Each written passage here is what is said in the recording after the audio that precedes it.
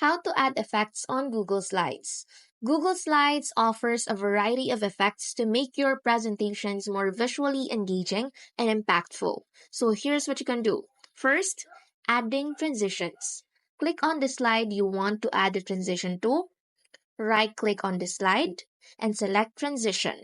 In the motion pane that appears on the right, select a transition effect from the drop-down menu. If you want the same transition for all slides, click Apply to all slides. Once you're done, use the duration slider to control the speed of the transition. Second, adding animations. Animations bring movement and visual interest to individual objects on your slides. So what you can do is to click on the object and then right-click, then choose Animate. In the motion pane, select an animation type from the Object Animations drop-down menu. Some common options include Appear, Fly In, Zoom In, Spin. Select how the animation should start. It could be on click, with previews, after previews.